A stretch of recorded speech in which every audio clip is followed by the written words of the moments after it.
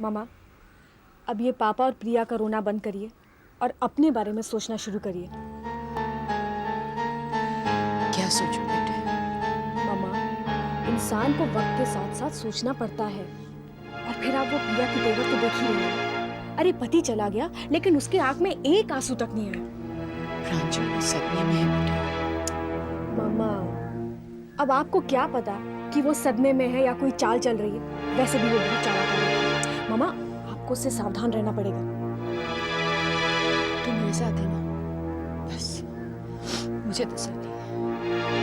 मामा, मैं भी कितने दिन रहूंगी यहाँ पर? मुझे वापस तो जाना पड़ेगा। इतनी जल्दी?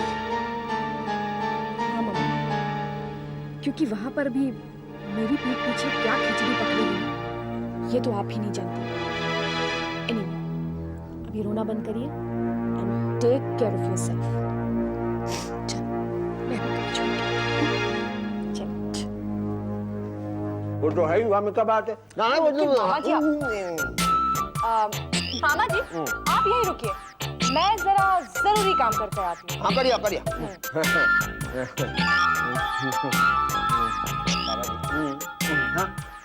मामा जी, आप दोनों इतनी जल्दी आ गए? हाँ वो मामा जी, आपको नारायण जी के घर कुछ दिन तो रुकना चाहिए था। नहीं हाँ, आप सही कह रहे हो लाला, रुकना तो चाहिए साहब है। लेकिन वो कहा है कि प्रांजल बोली कि मामा जी वहाँ पे बहुत जरूरी काम है, चलो तो चलिए आए साहब। है कि ना? जरूरी काम? हाँ वो कहा है वो मैं बताऊँ आपको ऐसे है कि मामा जी लेकिन रहने दीजिए, रहने दीजिए। अरे प्रांजल, तुम लोग आ गए बेटा? घर में सब लोग, प्रिया वगैरह? चाची जी, मेरे घर में जो हो गया सो हो गया। और वैसे भी चाची जी, हादसों पर किसका बस चल सकता है? अब देखिए ना, इस हादसे की वजह से आप लोगों को एक दिन की और मोहलत मिल गई, वरना मकान खाली करने की टाइम लिमिट तो आप लोगों की पूरी हो ही चुकी है। लेकिन फिर भी मैं आप लोगों को एक दिन की और मोहलत देती, यानी कि कल सुबह आप लोग ये पोर्शन खाली कर दीजिएगा। तो रही सिर्फ आपके पास आज की रात। चलते।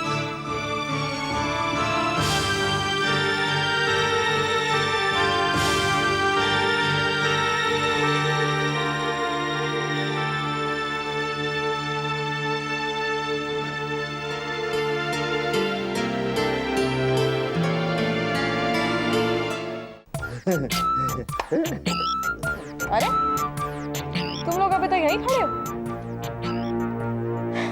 और इस तरह से मुझे घूर घूर के क्यों देख रहे हो? मैं सिर्फ चाचा जी और चाची के कमरे से घूम कर आई, वहां पर कोई बम फोड़ कर नहीं आ रही। देखो, मैंने बड़ी शराफत से उनसे कह दिया कि आप लोगों का मकान खाली करने का टाइम लिमिट अब पूरा हो चुका है, इसलिए कल सुबह वो मकान खाली कर दीजिए। चले? हाँ चलो। राधे राधे।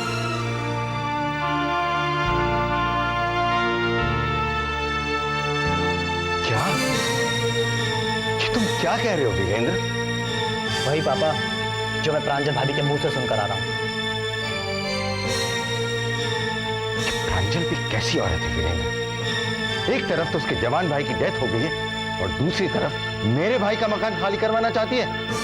लेकिन मैं ऐसा नहीं होने दूंगा। मोहन, मोहन! जी सर जी। प्रांजल को बुलाओ। जी।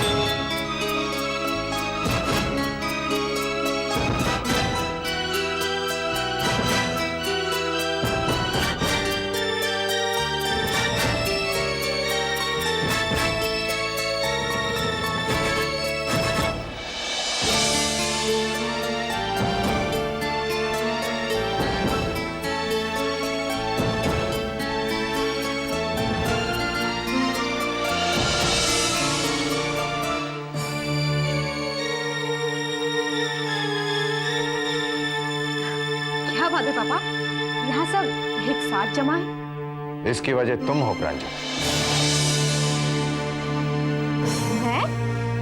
मैं कैसे? ये जो तुम कर रही हो ना, ठीक नहीं कर रही हो। ये मैं क्या सुन रहा हूं प्रांजल? तुम राम को घर से बाहर निकालना चाहती हो?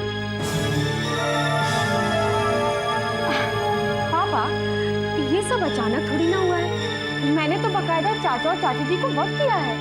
जब अच्छा वक्त चल रहा हो ना प्रांजल, तो इतना घमंड नहीं करना चाहिए। राम तुम्हारा चाचा ससुर है। हाँ पापा, मैं जानती हूँ, और फिर मैंने कब इस बात से इनकार किया।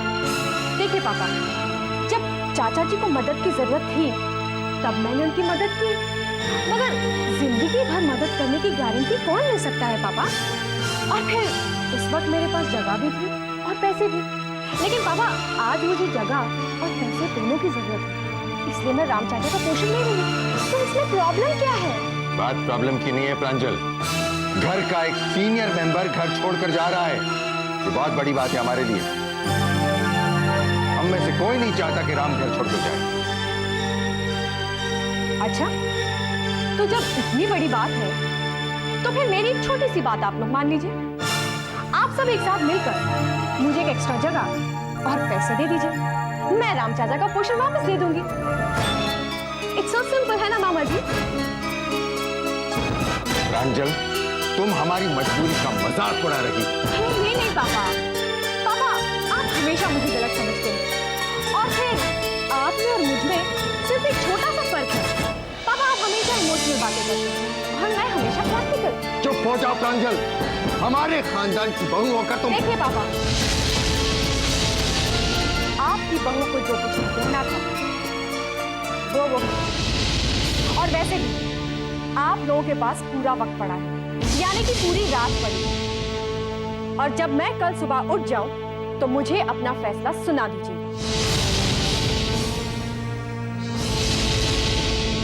चलिए मामा जी।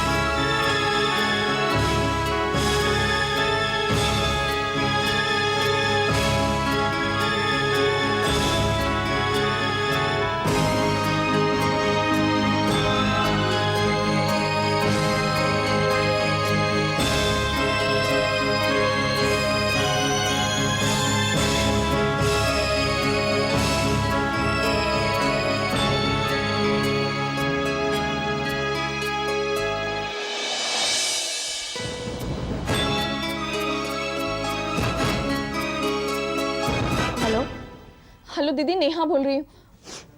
हाँ नेहा बोलो, क्या बात है? टेंशन में लग रही है। दीदी बात ही टेंशन वाली है। हुआ क्या है नेहा? दीदी प्रांजल भाभी ने राम चाचा को घर छोड़कर जाने के लिए कह दिया। क्या?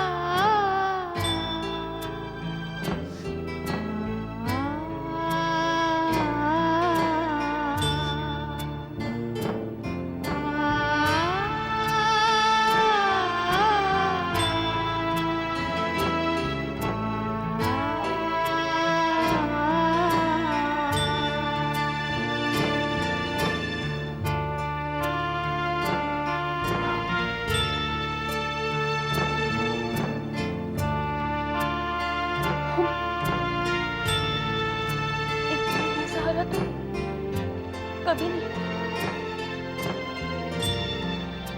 शायद। और सहारे की उम्मीद करें भी तो किससे लक्ष्मी। बाप जैसे भाई की हालत तो तुमने देख ही ली। और जवान बेटे के जज्बात भी छुपे नहीं हैं। यही तो हमारी बदकिस्मती। लोग तो बेटी से भी उम्मीद लगा लेते हैं, और हमारा जवान बेटा वो तो हमसे 2 शब्द तक कहने हमारे पास नहीं आया।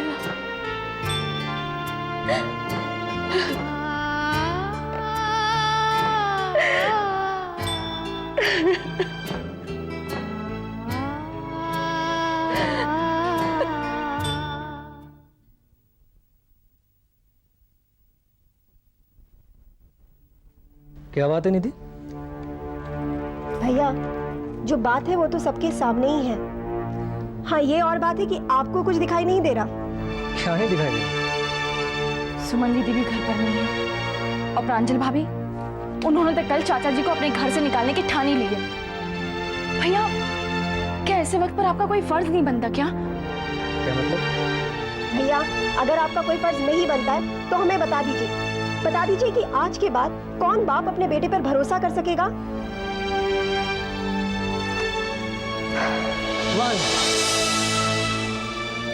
यहाँ भी मेरा दोष है ना? और तुम किसके भरोसे की बात कर रही हो? सिर्फ मेरे भरोसे की?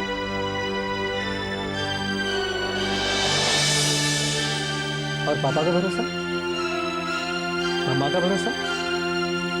ठीक है, आजकल हमारे रिलेशन ठीक है, लेकिन उसका ये तो मतलब नहीं है ना कि वो लोग मेरे माँ बाप नहीं है, मैं उनका बेटा नहीं हूं।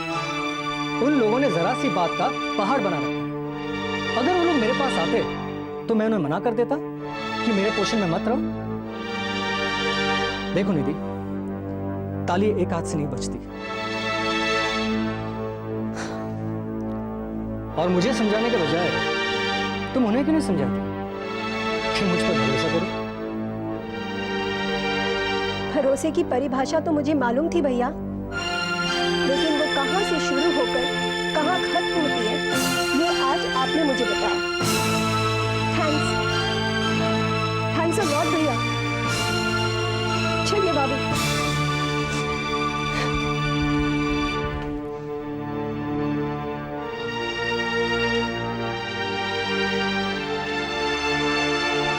पापा, हम जानते थे कि भैया का जवाब क्या होगा, पर फिर भी हम दोनों ने उन्हें समझाने की एक कोशिश की थी।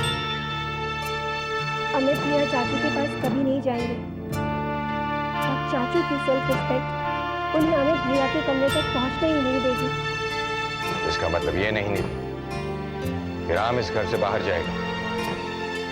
अगर एक बेटे के दरवाजे अपने बाप के लिए खुलने में हिचकिचा रहे हैं, तो एक भाई के दरवाजे अपने दूसरे भाई के लिए हमेशा खुले हुए हैं। राम कहीं नहीं जाएगा, यहीं मेरे साथ रहेगा, और मैं खुद जाकर उसे लेकर आऊंगा। ये कैसे हो सकता है जी? आप क्यों ससुर और बहू की जगह? खामोश राधिका, मैं हमेशा तुम्हारी बातें सुनता आया हूं, लेकिन आज तुम्हारी कोई भी बात नहीं सुनूंगा। मैं खुद जाकर राम को लेकर आऊंगा, और आज मुझे कोई नहीं रोक सकता है। और राम को मैं इसलिए भी यहां लेकर आऊंगा कि प्रांजल के साथ उसका जो भी रिश्ता है वो तो बाद में है, लेकिन सबसे पहले वो मेरा भाई है।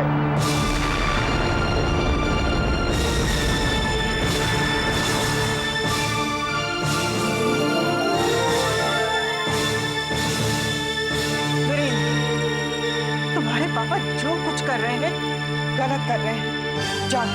जाकर रोको उन्हें। नहीं मामा, पापा को कोई भी नहीं रोकेगा, क्योंकि पापा जो काम कर रहे हैं वो बिल्कुल ठीक कर रहे हैं। अगर इस घर में कोई गलत काम कर रहा है तो वो आप है मामा, आप।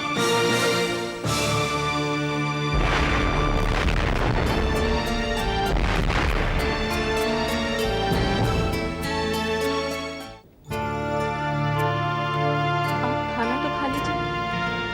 मुझे भूख नहीं है लक्ष्मी, तुम खा लो। अगर आप नहीं खाएंगे तो मैं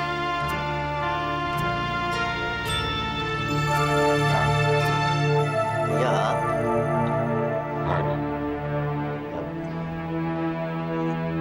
आप यहाँ क्यों चले आए भैया?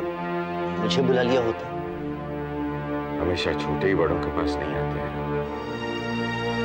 कभी कभी बड़ों को भी छोटों के पास आना चाहिए।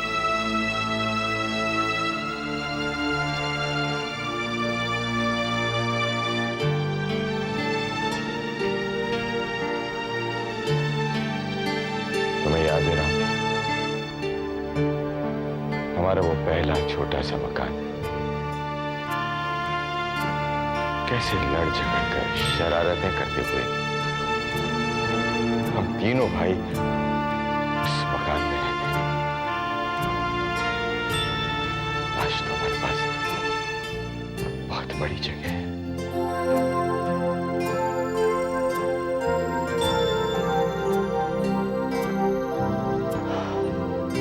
हाँ भैया, लेकिन इस जगह पर लक्ष्मण रेखा खींच चुकी है। आपको नजर नहीं आती? और मेरे दिल पर यहां तो कोई लक्ष्मण रेखा नहीं है। तेरी नजर यहां क्यों नहीं पड़ती राम?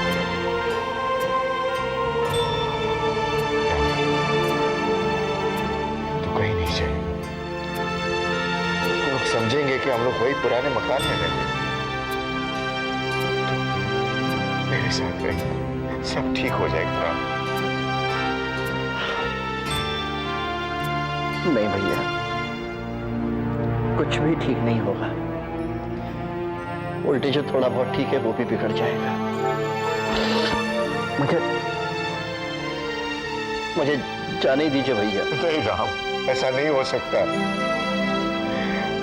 मैं तुझे नहीं जाने दूंगा और तुझे ये वादा भी करना पड़ेगा कि तू यहां से नहीं जाएगा। मैंने आपसे कभी झूठ नहीं बोला भैया, और आज भी आपसे झूठ नहीं बोलूंगा। मैंने भी हमेशा तुम्हें हुक्म दिए। आज मेरी बात एक मेरी रिक्वेस्ट समझकर मान ले राम। भैया, मुझे धर्म संकट में मत डालिए भैया। तो क्या करूं? अपने आप को संकट में डाल दूं?